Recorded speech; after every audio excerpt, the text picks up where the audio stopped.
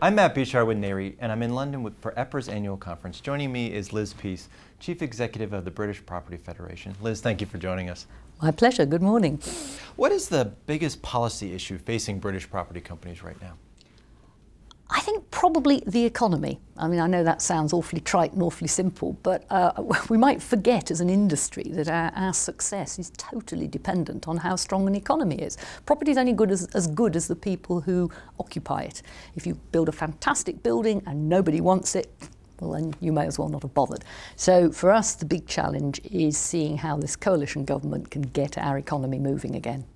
And what is your sense of where things are going? I know today's the first full day of the EPRA conference, and this morning's speaker was a tad gloomy for the economy. Economists, you know, I think they think it's their job to be gloomy. I think the problem for the UK, as opposed to say the rest of Europe, is that it is incredibly variable across the country. You know, London is still motoring. You only have to go out in the streets of London, despite what happened a few weeks ago, which you know I'd like to think we've absorbed, dealt with, and shaken off, and we're back to where we were. London is hugely successful. There is development happening in London. There is demand in London. There is indeed high demand in a lot of places. Residential is motoring in London.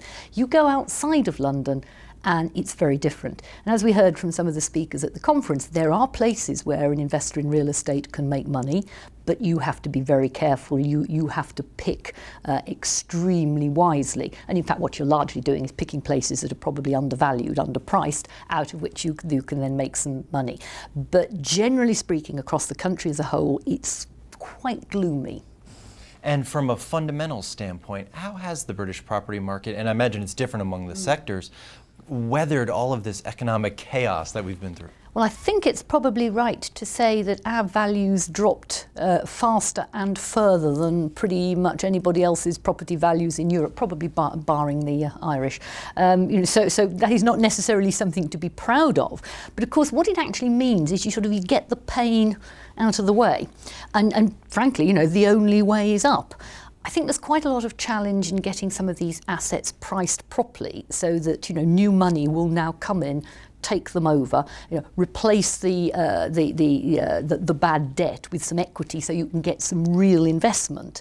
So I think that is actually a challenge. We're waiting to see how that's sort of playing itself out. And I think for a lot of people, they'd like that to happen more quickly. So they'd like the value readjustment so that we can get the reinvestment. But on the other hand, you don't want too much of that in a great rush because, you know, you'll knock prices again. So I think we have a sort of slightly sort of cautiously nervous equilibrium, and things are starting to happen in some places.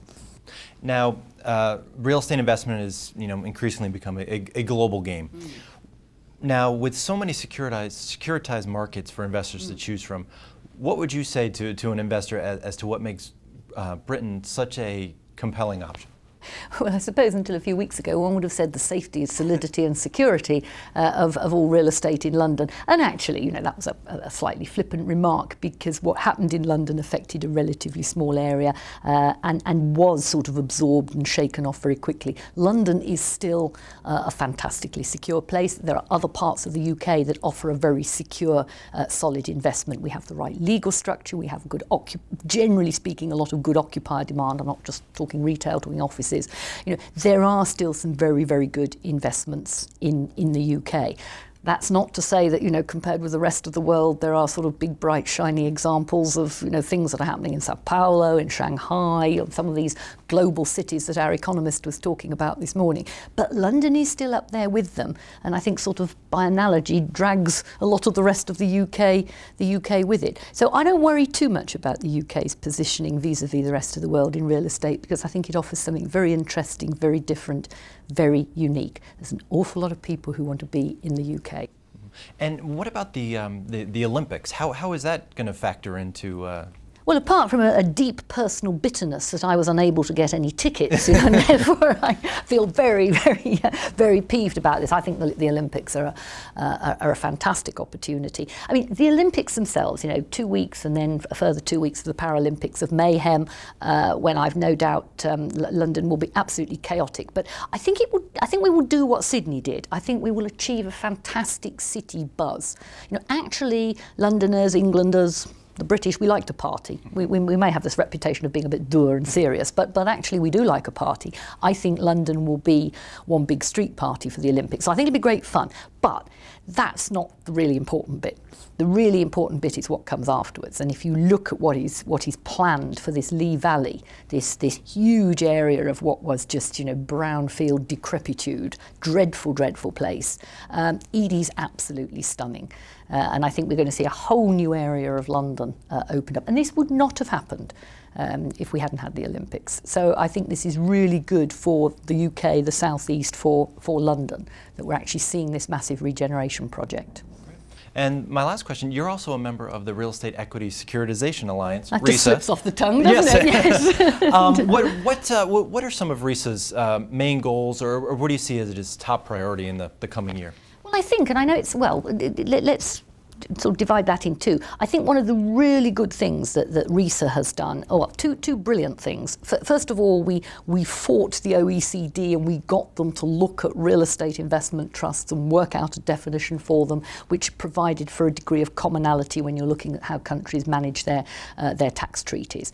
That was massively valuable, and in a way that's what RESA was formed out of, because we realised that the major REIT countries coming together were actually a lot stronger than anybody trying to do anything individually. So we then took the same approach to international accounting standards. Now, I'm no accountant, but my goodness, some of this stuff that the IASB comes out with, you know, it sort of almost makes your toes curl. You know, it is being done for world business without looking at individual sectors, and it is deeply damaging and disadvantageous to some sectors, and IASB acknowledge this. So you've got to be in there fighting for your sector, or else you're going to get trampled over in this sort of move to a sort of global standard. RESA has done a fantastic job in making real estate count in the IASB deliberations. I think they've had terrific success, and it's ongoing because IASB keeps churning out these incredible exposure drafts, I think they're called, of all manner of different standards. RESA's doing a terrific job. What I think we need to look at now is whether RESA can sort of move into a different gear and start and look at perhaps some of the more I was about to say sort of the vaguer subjects, but which are still really important. We're sort of dabbling around the edges of what we can do on sustainability. World standards for measurement of sustainability performance would be a great goal. We've been looking at sort of world definition, taking on this whole business that we did with OECD of world definition of REITs, what a REIT means in different jurisdictions. Should we be perhaps looking at sort of broader tax issues, particularly using tax as an incentive to encourage sustainability? So I think there's a number of possibilities. We're perhaps at a bit of a sort of crossroads, turning point, T-junction, I'm not quite sure, you know, one or the other, where we could actually become bigger and better and build on what we've done already.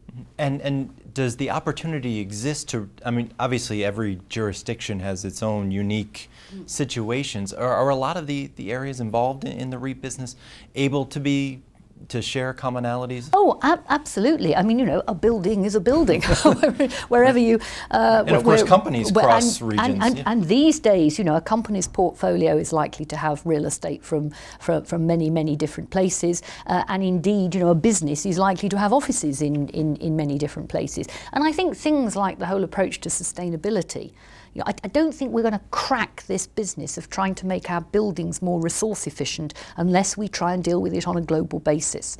RESA has supported, and a number of the member companies and bodies have supported the Global Reporting Initiative, GRI, which is about to publish its, I'm trying to remember what it's called, CRESS, Construction and Real Estate Sector Supplement. Now, it's a bit heavy, it's a bit bureaucratic, it's not the sort of thing you'd sit and read as bedtime reading. Well, you might if you were an insomniac, you know, but the principle that, you know, they're actually trying to take a global approach to how you measure sustainability performance, how you measure sort of corporate social responsibility as it's applied in property, I think will be hugely helpful. So if you buy something or want to occupy something in Australia, you can look at a set of measures and you know what they actually mean, because they're the measures you're used to looking at in London or Paris or New York. Great. Well, Liz, thank you very much for joining us, and good luck possibly getting some tickets to the Olympics. Thank you very much.